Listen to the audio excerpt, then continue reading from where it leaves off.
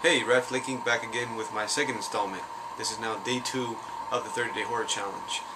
Today's challenge theme is the last horror film you saw in theaters. I saw a horror film recently, so it's not in theaters anymore, but I don't own it. But it was Scream 4.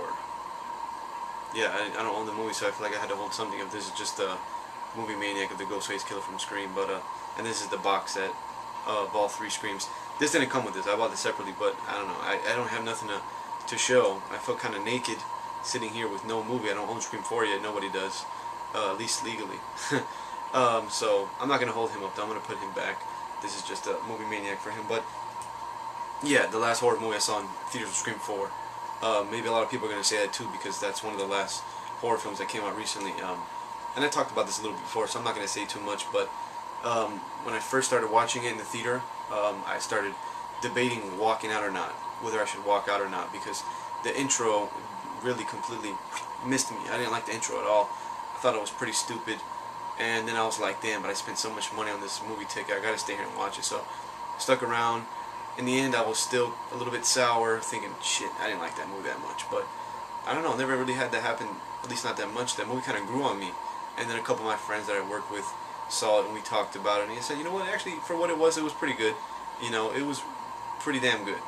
And apparently, like, everywhere I go, they're rating it very well. So apparently, I think that the reason it's doing so well is because it's more, it's catered more to today's youth, the way the older ones were. It's not catered to the fans of the originals, which are now my age. It's more catered to like today's youth. So, and for that they did a good job. You know, they really captured today's youth with them swimming in technology and having all this stuff. You know, the whole movie, the one guy, he's got a headset on with a camera, and he's feeding like a live feed to show his whole high school experience, and you know, with all the cell phones and stuff today. So it kind of throws curveballs and, you know, new added stuff into the new one. Forgot to hold it up. So, you know, after thinking about it, also another thing to me is it didn't feel like a sequel. Scream 4 felt more like a remake. You know, besides the fact that it was the old cast. So obviously it was a sequel, but I thought it was really good. It's really cool thing about it was that I thought they were going to dumb down the horror factor and not show as much blood and gore, but they showed just as much, maybe even more, than the first 3 films. So that was really cool. The actors were good. I liked the performance by Rory Culkin. He was really good, and the other girl, and I forgot her name.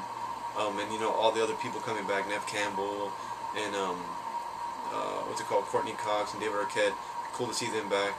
The movie, all in all, was really good. So that's the last horror film I saw. Day 4, 30-day horror challenge. Last horror film I saw in theaters was Scream 4. Alright, later.